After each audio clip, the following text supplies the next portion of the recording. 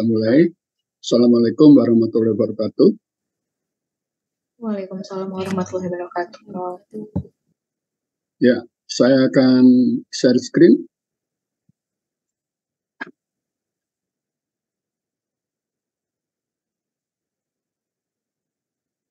Ya, baiklah. Hari ini saya akan bicara tentang kekeliruan atau kesesatan di dalam filsafat berpikir, atau kekeliruan, kesesatan dalam logika, ya, yang kita sebut dengan logical fallacy, ya, di false gitu ya. Jadi ini logika tetapi false gitu ya. Ada kekeliruan atau barangkali sampai kepada sebuah kesesatan. Nah, saya akan berikan contoh-contoh tentang kekeliruan di dalam logika ini atau logical fallacy ini. Jadi kekeliruan berpikir yang menyebabkan argumentasi atau pengimpulan yang dikembangkan menghasilkan argumen atau konklusi yang salah. Kekeliruan bukan pada premis atau faktanya, tetapi lebih pada kesimpulan yang didapat. Ya, sehingga karena di dalam pengimpulan itu kan ada alasan, ada bukti, gitu ya. Jadi kalau alasannya kuat, buktinya kuat, maka kesimpulannya akan benar, gitu. Tapi ini premisnya benar, faktanya benar, tetapi alasan dan keputusannya yang salah. Ini terjadi bukan karena faktor inteligensi penyimpul dan kelengkapan informasi, tetapi karena pada penggunaan prosedur logika. Ya, seperti kita tahu di dalam logika deduktif itu ada premis mayor, ada premis minor, baru ada kesimpulan. Di dalam logika induktif itu ada analoginya dan ada generalisasinya. Mungkin analoginya salah, mungkin generasinya yang salah, sehingga dalam induktif pun akan terjadi kesalahan juga. Gitu ya. Nah, ini adalah perlu diperhatikan supaya nanti di dalam kita berpikir itu betul-betul menggunakan logika yang benar. Gitu. Ya. Jadi pertama adalah kontradiksi atau inkonsistensi. Jadi kontradiksi, ya, kontrarisnya itu dianggap selalu benar, padahal belum tentu benar. Misalnya, semua pegawai yang melakukan korupsi adalah salah, maka semua pegawai yang tidak korupsi adalah benar. Ya. Tidak korupsi tapi dia tidak disiplin, dia underperformance, tidak bisa mengerjakan tugas, itu juga bukan suatu yang benar, begitu. Ya. Jadi korupsi bukan suatu yang kontraris, begitu. Ya. Semua bakteri gram positif adalah patogen, maka semua bakteri negatif adalah gram negatif adalah tidak patogen. Ya, siapa bilang banyak juga yang gram negatif tapi sangat patogen gitu. Jadi ini sebuah perlawanan yang tidak konsisten lah begitu. Ya. Jadi kontrarisnya dianggap selalu benar, padahal belum tentu kontrarisnya itu benar. Lawannya itu belum selalu benar. Gitu. Ya. Ini terkait dengan deduksi. Jadi prosedurnya tidak absah dan premisnya tidak memenuhi kaidah silogisme yang 8 kemarin itu. Gitu. Contoh, binatang adalah makhluk hidup. Manusia bukan binatang, maka manusia bukan makhluk hidup. Ya tentu premisnya yang salah di sini ya. Mungkin prosedurnya benar, tapi premisnya yang salah. Virus adalah imunogen. Escherichia coli bukan virus. Escherichia coli bukan imunogen. Ya, siapa bilang Escherichia coli itu bisa menimbulkan alergi juga, begitu ya. Orang ngurus itu karena alergi, gitu. Ya, ini adalah contoh di mana prosedur tidak absah dan premisnya juga tidak memenuhi kaidah silogisme yang ada 8 itu. Nah, ini terkait induksi. Tidak dilengkapi dengan premis-premis spesifik untuk dapat digeneralisasi. Ya, seperti kemarin Kucing ada mulutnya, anjing ada mulutnya, babi ada mulutnya, sapi ada mulutnya, Jainuddin ada mulutnya. Sapi, babi, kucing, anjing, Jainuddin adalah binatang. Ya. Itu generasi salah gitu ya. Para mahasiswa menolak kebiasaan merokok. Ya, padahal ya, tapi ada juga yang masih merokok. Gitu, ya. Tumbuhan solanase mengandung solasodin ya, tidak selalu ya. Ini juga kesimpulan ini tidak didukung oleh contoh-contoh solanase yang mengandung solasodin gitu, karena solanase ada yang tidak mengandung solasodin gitu ya. Ini adalah induksi yang tidak lengkap ya. Kemarin itu kan selalu ada bukti fruktose, heksose dan lain rasanya manis. Karena kesimpulannya heksosa rasanya manis gitu. Jadi tidak ada bukti-bukti spesifiknya. Terlalu gegabah lah kita yang melakukan generasi tanpa ada bukti-bukti premis-premisnya. Ya. Ini non sequitur atau belum tentu ya. Kesimpulan tidak terkait dengan premis dan hubungan antar premis semu atau kabur. Ya, selalu kita kalau adakan hubungan sebab akibat itu kan ada syaratnya kan. Nah, nikotinamid adalah koformer basa, maka nikotinamid punya gugus kromofor. Sebetulnya tidak ada hubungannya koformer dengan kromofor, itu tidak ada. Ya, koformer itu asal ada ikatan hidrogen itu bisa menjadi koformer, tapi gugus kromofor itu kalau ada ikatan rangkap gitu. Jadi ikatan hidrogen dan ikatan rangkap itu tidak ada hubungannya gitu ya. Ini contoh yang alasannya belum tentu gitu.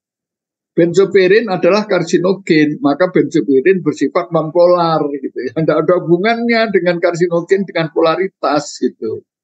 Ya, karsinogen itu memang betul itu karsinogen ya, tapi karsinogennya itu bukan karena sifat nonpolar, karena benzopirin itu punya ikatan rangkap yang konjugasi sehingga mereka itu mudah sekali berikatan dengan DNA atau RNA gitu ya. Jadi bukan karena polar atau non polarnya gitu.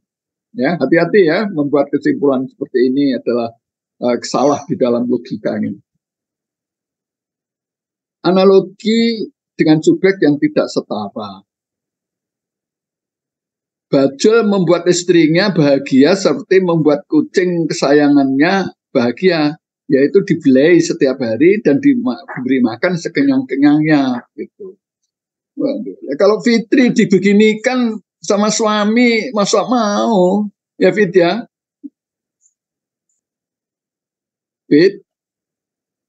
Fitri? Nggih, Prof. Ya, Fitri sudah bersuami? Belum, Prof. Oh belum. Nanti kalau bersuami jangan mau ya seperti kucing gini ya. Setiap hari dibelai, dikasih makan cengengang-kengangnya gitu, tanda cintanya. Jangan mau ya, Fit ya. Ya, Prof. Ya, ini analogi yang tidak setara. Masa Fitri mau disetarakan dengan kucing gitu, ya. Esterifikasi yang lemah akan menurunkan titik didih sehingga dapat dianalisis dengan GC dan akan menghilangkan bau tengi asam lemak. Ya. Enggak ada hubungannya gitu ya. Di sini itu titik didihnya memang turun, tapi bau tenginya tetap aja karena di sana masih ada ikatan rangkap yang bisa teroksidasi menjadi peroksid yang berbau tengi begitu ya. Ini adalah analogi dengan subjek yang tidak setara. Ini penalaran yang tautologi ya. Premis dan kesimpulannya tumpang tindih gitu ya. Pendidikan sangat diinginkan masyarakat karena orang terdidik sangat diinginkan masyarakat ya. Pendidikan itu untuk menjadikan orang terdidik jadi sama saja gitu ya. Jadi tidak ada kesimpulan apa-apa di sini. Oksidasi adalah reaksi pelepasan elektron dan oksidator akan melepaskan elektron ya. Jangan nggak ada apa kesimpulan yang dihasilkan dari ini ya, tetap aja oksidasi dan oksidator ya. Itu proses dan produknya gitu. Jadi sama saja, ya proses dan produk jadi satu gitu.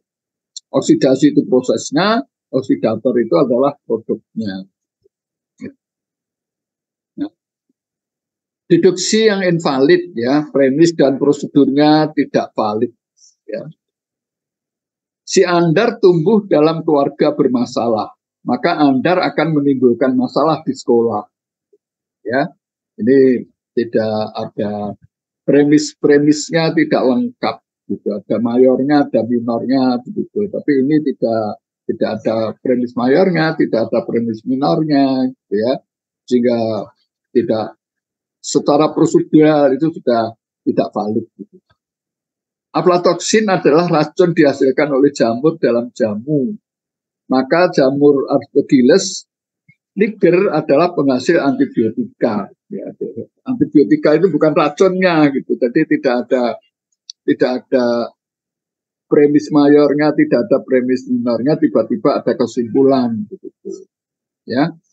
Ini adalah deduksi yang invalid. Argumen dominen, premis yang dikembangkan tidak sesuai dengan persoalan utama, tetapi lebih pada individu yang menjadi subjek.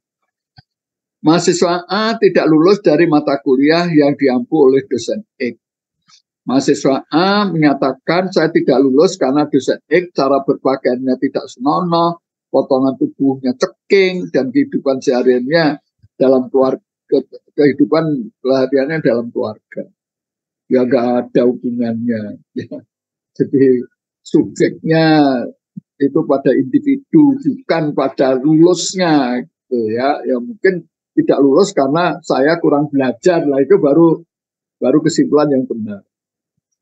Koformer kafein tidak dapat membentuk kokristal dengan ibuprofen karena penelitinya tidak menguasai bahasa Inggris ya, nggak ada hubungannya gitu ya, penguasaan bahasa Inggris dengan sifat koformernya gitu.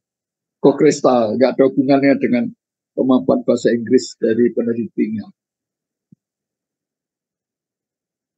Argumentasi simplicitis ya, penyederhanaan ya yang terlalu sempit gitu. Dalam dunia politik untuk mencapai kemenangan hanya ada dua pilihan, Anda lawan atau kawan gitu. Itu kan di politik ya, kalau di dalam logika berpikir tentu tidak seperti itu gitu ya. Dalam membuat emosi nanopartikel, keberhasilannya hanya tergantung pada pemilihan emulgator yang digunakan. Ya, pada kalau nano itu tidak tergantung pada emulgatornya, tapi bagaimana teknik membuat ukurannya menjadi nano begitu, ya. Jadi terlalu sempit lah kalau itu ditentukan oleh emulgatornya, karena nanopartikel itu kan, untuk membuat nanopartikel itu kan banyak faktor-faktor yang mempengaruhi, tidak hanya emulgatornya aja, ya.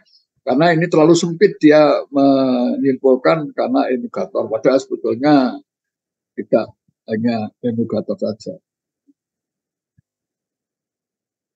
Nah, ini kewibawaan palsu ya, tidak sesuai wibawa tokoh yang digunakan dengan bidang argumen yang dibangun. Berdasarkan hukum relatif Einstein, maka penggunaan nutrisi balita yang mengandung asam folat sangat tepat gitu, nggak ada hubungannya. Ya, karena teori Einstein itu bicara tentang E sama dengan setengah MC kuadrat gitu ya. Nggak ada hubungannya dengan balita dan asam folat gitu. Karena tapi ini yang ngomong itu mau seolah-olah itu pendapatnya Einstein gitu. Einstein kan orang yang sangat terkenal di bidang ilmunya gitu. Tapi jangan disalahgunakan nama Einstein untuk menjelaskan tentang asam folat gitu.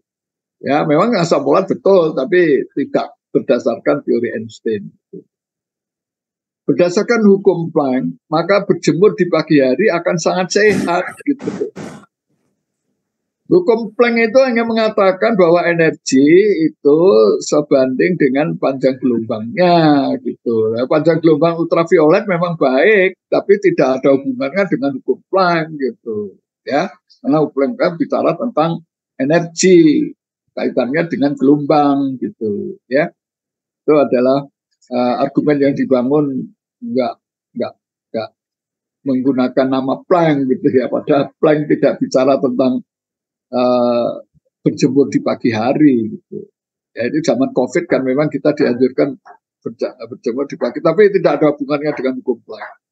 Ya. Nah, kemudian argumen ad populum, argumentasi atau penyimpulan tidak fokus pada pokok persoalan, tetapi melebar ke populasi tertentu gitu. Pilihlah saya untuk menjadi bupati karena saya mengutuk tindakan Rusia yang menyerang Ukraina. Nggak ada hubungannya itu Ukraina dengan Rusia terus dia menjadi bupati Trenggalek gitu. Nggak ada hubungannya dengan Ukraina gitu. Apalagi sekarang ya. Pilihlah saya karena saya membela Palestina gitu. Nggak ada hubungannya Palestina dengan Trenggalek gitu. Ya. Ini adalah melebar lah ke populasi yang tidak sesuai. Asam lemak mikolat adalah senyawa marker bakteri TB.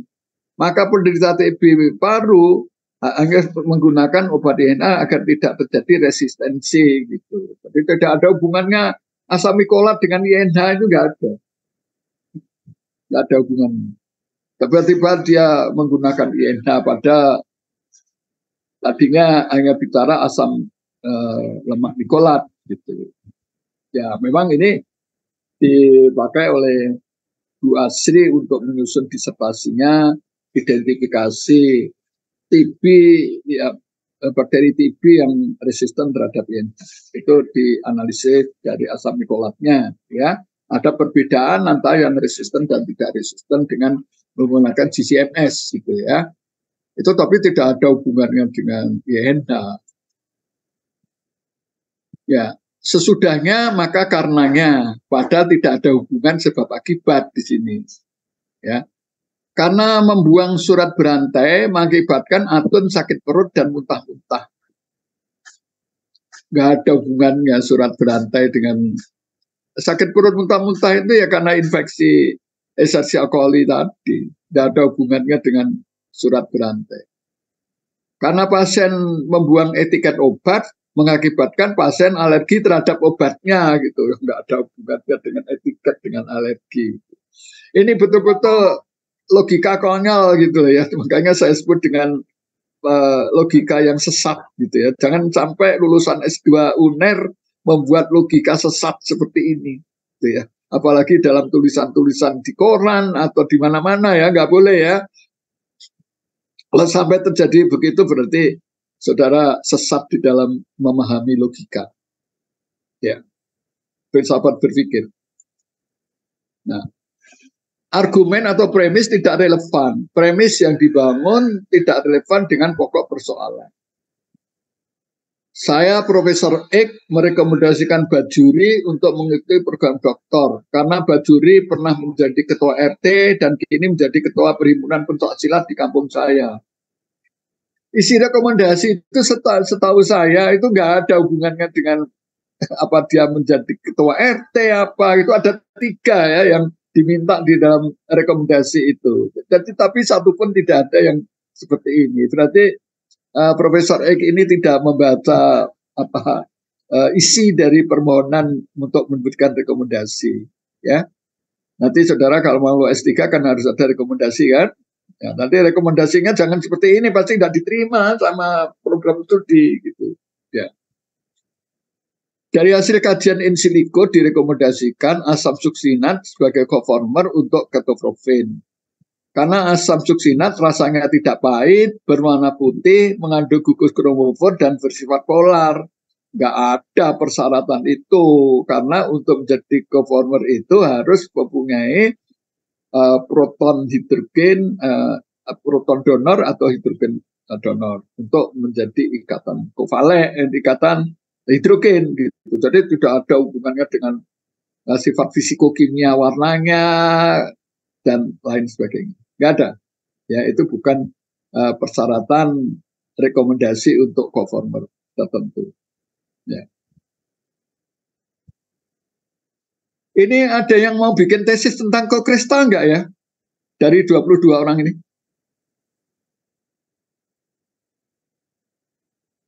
Enggak ada. Yang mau bikin tesis tentang kokristal? Nggak ada ya. Seru loh padahal, dan pembimbingnya banyak, ahli kokristal. Ya. Oke.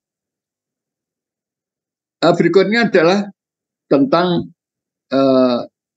filsafat cara belajar mendapatkan ilmu. Kalau tadi saya bicarakan logika, ya itu bagian dari filsafat ilmu, ya, karena dalam filsafat ilmu itu salah satu tool yang sangat penting adalah logika.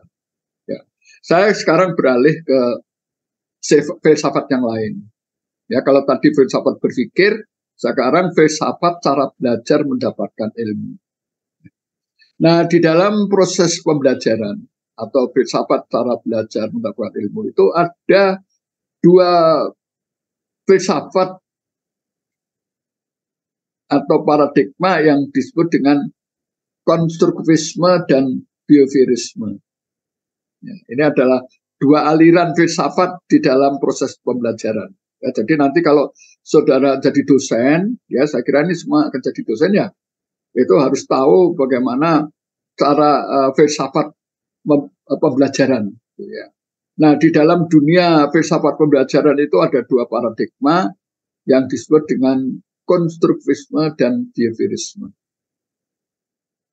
Ya, saya akan mencoba menjelaskan tentang konstruktivisme dan behaviorisme ini melalui sebuah filsafat di dunia lain.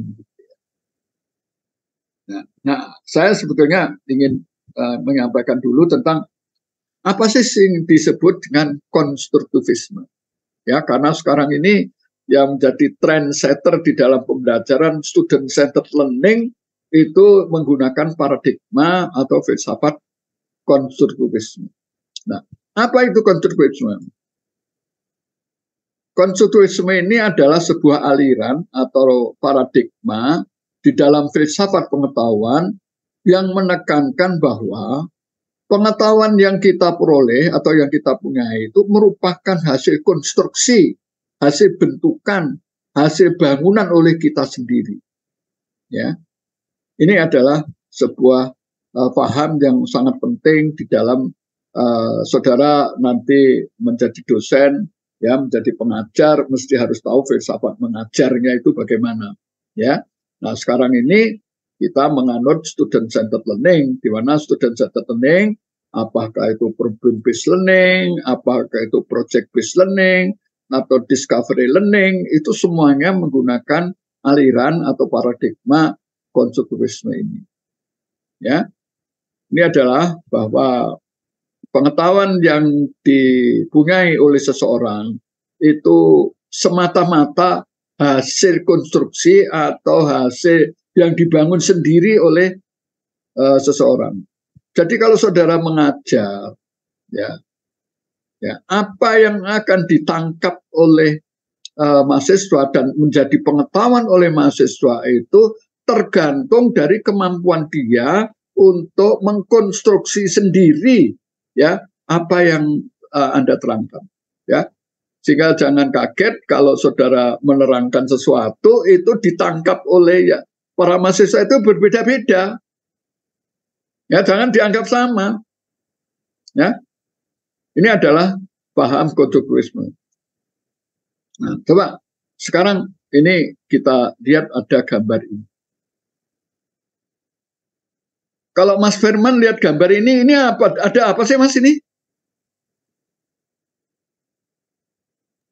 Seperti festival liburan gitu, Prof. Festival ya. Kalau Fitri, Fit, kamu melihat ini apa, Fit? Ini ada apa, Fit?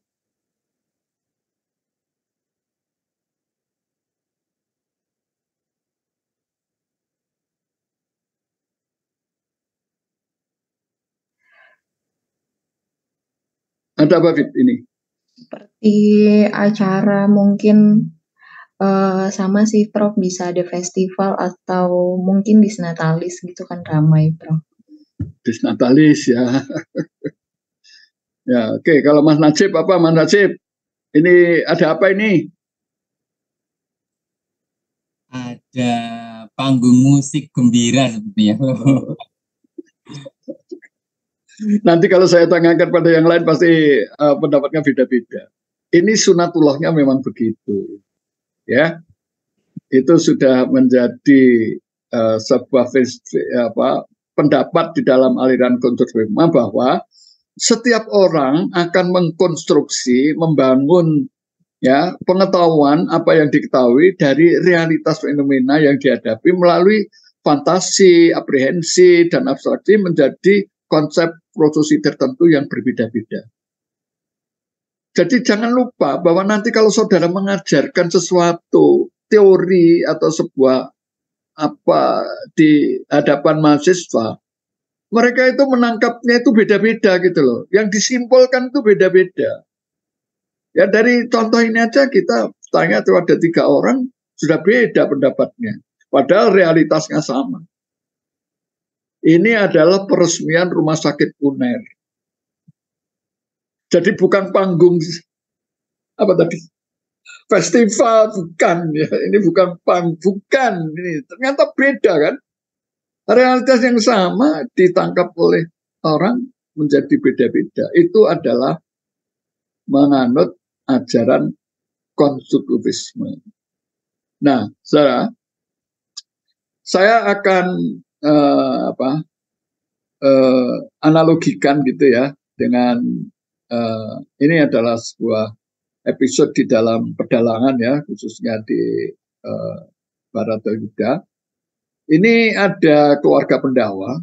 Itu kalau ada orang yang punya anak laki-laki 5, itu namanya Pandawa. Ya. Nah, di dalam kisah Mahabharata, Pandawa ini akan melawan keluarga Kurawa yang terdiri dari 100 anak laki-laki. Nah, Pandawa ini akan berperang melawan Kurawa. Dan akhirnya dalam kisah Mahabharata memang pemenang dari Bharatayuddha ini adalah keluarga Pandawa. Ya. Nah, dari keluarga Pandawa yang 5 ini sebetulnya tulang punggungnya yang menjadi tonggak kemenangan dari Pandawa itu ada 2. Yaitu Bimasena dan Arjuna. Ya, jadi ini keluarga Pandawa itu nomor 1 itu Yudhistira, itu sebagai kakak tertua yang diangkat sebagai raja. Kemudian nomor 2 itu adalah Bimasena, nomor 3 ini adalah Arjuna, yang nomor 4 itu Nakula, dan nomor 5 itu Sadewa. Di saudara kembar ya, Nakula Sadewa. Dari 5 orang itu sebetulnya tokoh utamanya adalah Bimasena dan Arjuna. Lalu kalau kita telusuri ke belakang, ya, kenapa Bimasena itu bisa menjadi tokoh penting dari keluarga Pandawa? Ya, apa keunggulan dari Bimasena? Dan juga apa keunggulan dari Arjuna? Ternyata kedua orang satria ini mempunyai keunggulan yang berbeda. Ya. Mereka belajar dari seorang guru yang sama. Ya. Namanya adalah Pandita Durna. Ya, ini seorang resi gitu ya. Kalau sekarang ya mungkin seorang guru besar dari universitas. Ini kalau Resi Durna itu Profesor Dr. Durna dari Universitas Sukolimo. Gitu ya. Nah, mereka itu belajar pada guru yang sama. Ya, jadi kalau Arjuna dia berguru kepada Resi Durna ya di Universitas Sukolimo, apa yang dia pelajari, apa yang diinginkan dari Arjuna? Arjuna kepingin dia ini menjadi lananging jagat. Jadi orang laki-laki di dunia itu saya yang nomor 1. Gitu. Nah utamanya adalah Arjuna ini ingin menjadi jago memanah. Ya. Nah tentu Resi Durna karena dia ingin menjadi lananging jagat, menjadi pemanah unggul di dunia, maka yang diajarkan Resi Durna adalah menggunakan paradigma behaviorisme. Ya. Karena sekali lagi ilmu yang diinginkan adalah memanah, menjadi lananging jagat, ya, juara dunia memanah. Jadi Arjuna ini menjadi sangat terkenal karena dia mempunyai satu keunggulan, salah satunya adalah juara dunia memanah. Ya, sehingga banyak para wanita yang jatuh cinta pada Arjuna. Sehingga kadang-kadang disalahartikan, ya, Arjuna ini adalah apa itu playboy gitu ya. Bukan, ya, yang seneng perempuannya kepada Arjuna, bukan Arjuna senang pada perempuan, ya, sehingga istrinya dua dia, Sri Kandi dan Sembodro. Sri Kandi itu kenapa jatuh cinta kepada Arjuna dan mau dijadikan istri kedua karena dia mengagumi Arjuna sebagai jago pemanah, dan Sri Kandi memang belajar memanah dari Arjuna. Ya, paradigma yang digunakan adalah behaviorisme. Nah, kemudian lain dengan Bimasena. Bimasena ini datang ke Resi Durna, ya, di Universitas Sukolima, di Pertapan Sukolima. Dia itu ingin mendapatkan ilmu sangkan paraning dumadi. Dia ingin belajar filsafat, ya, dari mana manusia datang dan kemana manusia ini nanti akan pergi. Ya, dia bertanya kepada Resi Durna, dari mana aku datang dan kemana aku akan pergi. Ya, karena kalau keinginannya seperti itu, tentu yang digunakan bukan behaviorisme. Dia harus belajar menggunakan paradigma konstruktivisme. Ya, ini adalah latar belakang dari paradigma atau filsafat pembelajaran yang berbeda antara konstruktivisme dan behaviorisme. Ya, ini adalah latar belakang sebagai contoh, karena yang satu ingin belajar filsafat, sedangkan Arjuna kepengen belajar keterampilan, gitu.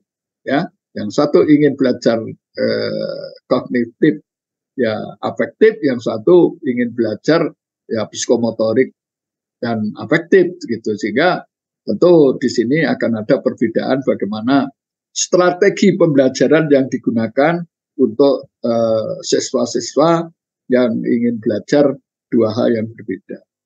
Tentu konstruktivisme behaviorisme ini bukan diametra yang satu menjadi lawan dari yang lain, bukan, ya. Di dalam proses pembelajaran keduanya ini bisa disatukan hanya secara proporsional, ya. Sehingga dalam kurikulum itu tidak seluruhnya harus konstruktivisme, tapi ada juga yang masih menggunakan behaviorisme, ya. Nanti di belakang akan saya jelaskan lebih lanjut, ya, tentang dua hal ini. Ini adalah sebuah contoh bagaimana Bimasena ingin belajar ilmu sangkan paraning dumadi. Oleh Resi Durna dia tidak diberi kuliah, dia tidak diberi latihan, tapi dia diberikan tantangan, dia diberi persoalan. Kalau kamu ingin mendapatkan ilmu sangkan paraning dumadi, filsafat kehidupan ini, maka pertama kali yang harus kamu cari adalah di mana susuing angin. Ya, di mana susuing angin? Sarangnya udara yang kita hirup sehari-hari itu di mana itu sarangnya? Asal usulnya dari mana? Itu persoalan pertama yang diajukan kepada Bimasena. Maka apa? Bimasena lalu googling, gitu ya, cari informasi di Google, gitu. Ini ada persoalan yang diajukan oleh profesornya, itu dari mana, di mana asal usulnya udara, ya, angin yang kita hirup sehari-hari.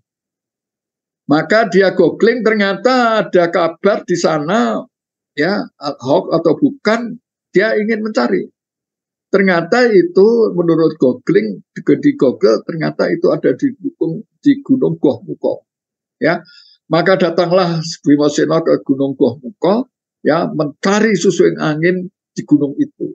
Dia obrak-abrik semua tanaman, batu-batuan, dicari di mana sarangnya angin itu. Ternyata dengan perjuangan yang luar biasa, dia tidak berhasil menemukan itu. Ternyata dia malah ketemu dengan 2 orang raksasa. 2 raksasa itu mengatakan, kalau kamu ingin tahu susuing angin, kalau kamu bisa mengalahkan kami berdua, gitu ya. Akhirnya dengan sekuat tenaga Bima Sena berperang melawan 2 raksasa. Akhirnya berhasil, Bima Sena mengalahkan 2 raksasa itu, dan 2 raksasa itu menjelma menjadi sebuah cincin. Pakailah cincin ini kalau kamu ingin kasih suruh. Jadi dia baru tahu passwordnya gitu, ya. Dikasih cincin namanya cincin Cupumane Astogino. Ya. Setelah dia mendapat cincin, maka dia menghadap ke Profesor Durna.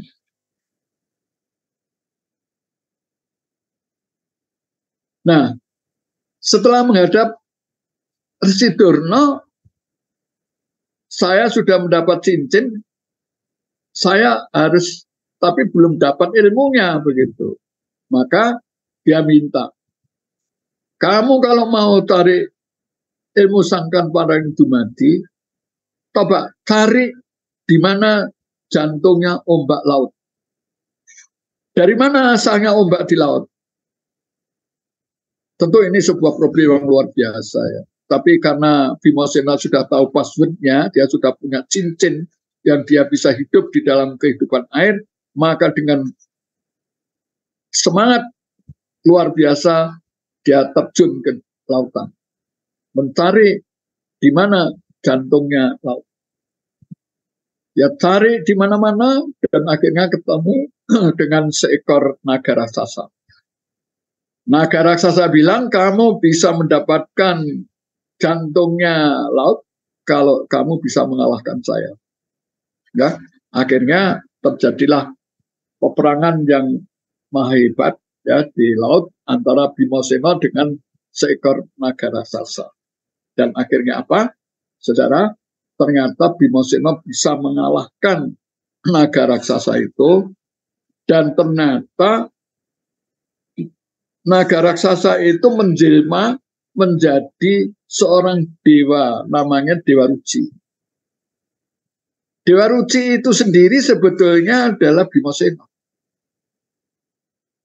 Itu adalah Bima Sena. Jadi daring ilmu, jadi ilmu sejati Sangkan Parang Dumadi itu yang tahu adalah dirimu sendiri. Dari mana Bima Sena datang dan kemana Anda nanti pergi. Jadi sekali lagi, kalau kita ingin mendapat pengetahuan itu dengan perjuangan, mendapatkan kuliah, mendapat praktikum dan lain sebagainya itu, akhir-akhirnya yang bisa mewujudkan menjadi pengetahuan keterampilan itu adalah tergantung dirinya sendiri. Ya, maka dari itu nanti para calon dosen ini kalau sedang berhadapan dengan para mahasiswa di hadapannya, seperti saya sekarang dengan saudara-saudara, yaitu bahwa sebetulnya saudara tahu tentang filsafat ilmu atau tidak, tahunya itu tentu sangat tergantung dari Anda sendiri. Bagaimana memanai, ya, membangun, mengkonstruksi sebuah pengetahuan, ya, dari apa yang saya sampaikan kepada saudara-saudara semua. Depend on you, gitu, ya, tergantung dari Anda sendiri, ya. Seperti iklan dari sebuah apa, gitu ya, Rexona, ya, itu kan tergantung, ya, kita sendirilah begitu, ya. Ini adalah tentang filosofi konstruktivisme. Sekali lagi karena konstruktivisme ini sekarang menjadi trendsetter, ya, sebagai dasar dari filsafat pembelajaran PBL, ya, problem based learning, project based learning yang sekarang ini sedang ditawarkan oleh Dikti, ya, untuk menjadi sebuah program hibah kompetitif, ya, di kampus Merdeka Belajar, ya. Nanti saudara kalau terlibat di sana, ya saudara sudah tahu lah kira-kira filosofinya seperti apa. Ya, sehingga usulan-usulan yang saudara sampaikan harus menggunakan prinsip-prinsip yang ada dalam behaviorisme ini. Ya, untuk lebih lanjutnya, ya, tentang apa itu behaviorisme, apa itu konstruktivisme, nanti akan saya sampaikan di kuliah saya yang terakhir, ya. Nanti Mas Najib akan mengatur kapan kita nanti akan ketemu lagi. Oke, saya kira sementara sampai di sini. Mungkin ada komentar dari teman-teman semua.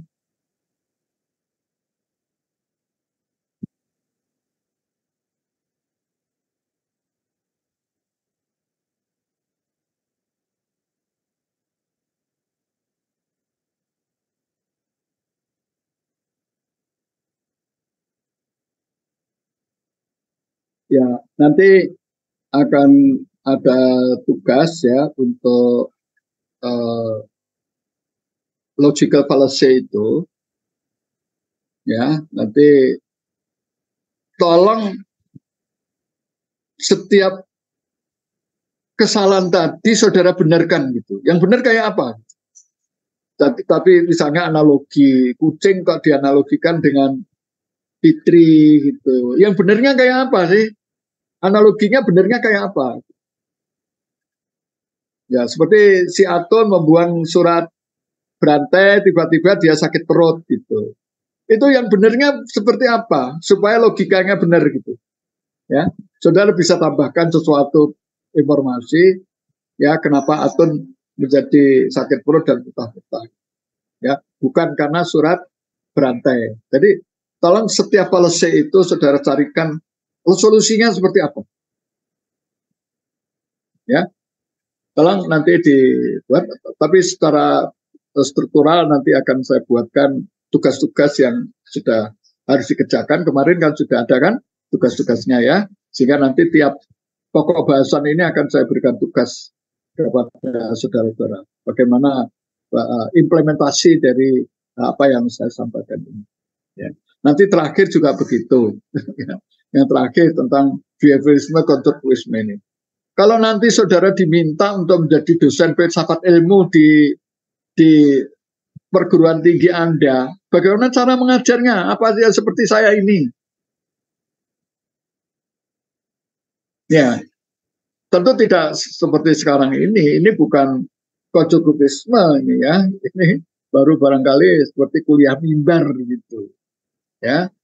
Nah, ini adalah jadi tugas saudara nanti di akhir kuliah ini, ya, minggu depan mungkin yang terakhir kita kuliah, dan nanti akan saya lengkapi tugas-tugasnya, ya, di samping nanti saya diwajibkan juga untuk memberikan ujian gitu, ya. Saya sebetulnya paling tidak suka memberi ujian gitu, ya. Tapi ya itu tuntutan dari program studi, karena nanti kalau diakreditasi itu ditanya itu, ya. Filsafat ilmu soalnya kayak apa gitu. Metode pembelajaran kan seperti apa, itu nanti akan ditanya sehingga harus ada bukti. Jadi di sini ada ceramah, ada tugas, ya. Tugasnya seperti apa? Nanti diminta itu sama asesor gitu, ya, sehingga ya saya sebetulnya ya paling tidak suka kalau suruh muji, memberi nilai, karena ya belajar filsafat itu sebetulnya tidak bisa dinilai gitu, ya. Ya kalau seperti Rocky Gerung waktu di pengadilan itu kan jaksanya bingung gitu loh, ya, bingung karena filsafat, dia seorang filosof ditanya oleh seorang jaksa, seorang konstruktivis ditanya oleh seorang biofiris gitu, ya, nggak nyambung, nggak tahu itu sidangnya jadi apa enggak gitu, ya. Ya, jadi setiap ditanya malah ganti bertanya gitu. Itu cirinya orang filsafat kan begitu. Ditanya ganti tanya gitu. Dan pasti tidak ada jawabannya. ya, karena sifatnya filosofis tadi. Tapi ya itulah, itu kewajiban administratif, saya harus menguji, saya harus memberi nilai, saya harus memberi tugas dan lain sebagainya. Ya. Oke, kalau tidak ada komentar, saya akhiri sampai di sini. Ya, nanti akan kita lanjutkan kuliah terakhir di minggu depan. Mas Najib, tolong dicarikan waktu. Kalau bisa minggu ini, ya alhamdulillah. Kalau nggak bisa minggu depan, oke. Ya, saya kira waktunya sudah sangat terbatas. Oke.